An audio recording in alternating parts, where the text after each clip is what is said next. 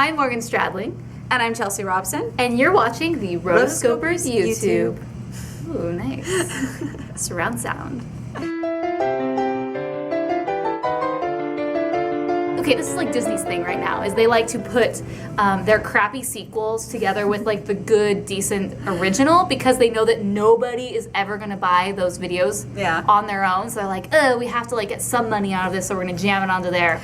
Not good. Make the Blu-ray a little bit more impactful. Like more value added. Since we have the space on the Blu-ray disc, we might as well. No, you might as well not.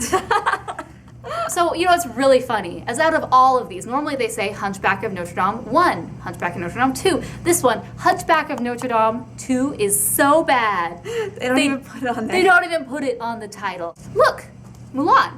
Mulan 1 and Mulan 2 are featured on this. I get what I'm getting, right? I understand.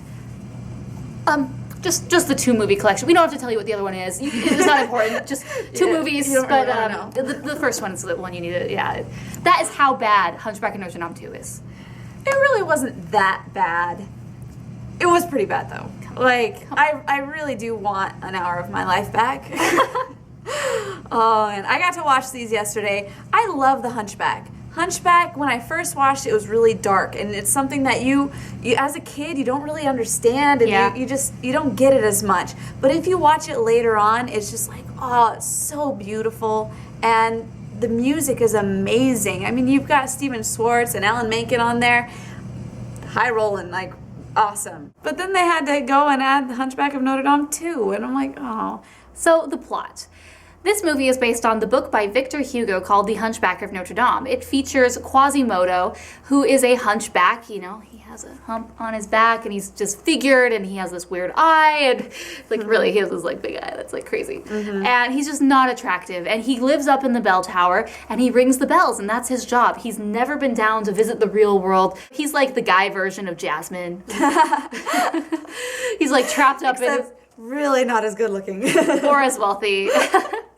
So yeah, he wants to go down and visit the festival and visit and see the people, and he's like kind of creepy because he carves statues of people and has this like little miniature set of the town. I mean, I don't blame him. Like, he has no friends. Right. He's been alone for so long that he's sort of gone crazy, and he's invented in his mind that he has these 3 gargoyle friends that come to life and they help him.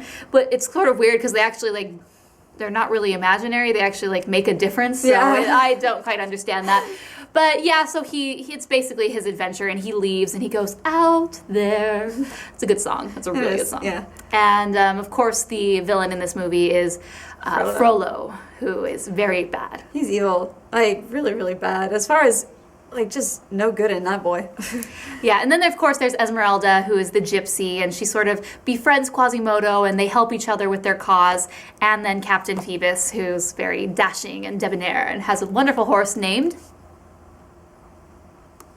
Achilles. Sorry. Achilles, sit. Oh, yeah. Good boy. Disney and their horses. Seriously. We're going to do a video on Disney horses. We will. Disney horses are awesome. Disney horses are forces. Okay, so moving on to Hunchback of Notre Dame 2. Hunchback of Notre Dame 2. We start out with, you know, the whole problem with Frollo is over. Like, he died, and so... Oh, I just gave away... Whatever. Frollo's not in the picture anymore. So, without this really menacing villain, they don't really have this force to be reckoned with, and so they come up with a random other one. They have a few new voices in there. It was pretty amazing. They got all of the original voices back. I mean, this was... a big thing. It's like, I don't know what they were thinking, because they probably spent all their money on getting the original voices back, that they forgot to leave any money or anything in the budget for good animation. Because this is horrible animation. It's like worse than TV. Saturday morning cartoon quality, and even then I've seen better. Yeah. Not good. Yeah, and it's just, the storyline is just kind of, it is weak. So the circus is in town, and we got this guy. His great goal is to steal the Grande Belle La Fidèle, which means the fair in French. It's a solid gold bell. Which, first off, you would never make a bell out of gold. No. Because it's a soft metal, and it's going to get bent, and it's going to get, why? No. You're never going to make a bell out of gold. But just wait. Second off... Let me say this one. They've got like jewel encrusted like throughout the entire thing. Like, are you serious? Okay, so if that bell does exist, I want to be right under it as it's ringing because those jewels are coming down. For real, like you would not put like look, okay, you're not making a bell out of gold, and you're not gonna. I don't understand. Why would you put them on the inside where they're gonna get banged around, chipped, and broken? I mean, you put it on the outside. So this is like so many things wrong I don't know with why this. they were thinking this or thought this would be cool, but maybe like in their sketches it got like flip-flopped, and the person who like drew it and animated it like drew it on the inside. Dang it. And they're like, we just spent $100,000 on that scene. We're supposed to be on the outside. It's too late. We're moving on. Keep it going. So we have a couple new characters added in. We've got Madeline, who is part of the circus, and she's kind of the love interest that Quasimodo kind of, takes on. She's voiced by Jennifer Love Hewitt. Awesome. I like her. She's cool. And then we have Phoebus and Esmeralda. They now have a son who's like 6 years old-ish, so it's obviously quite a long time after.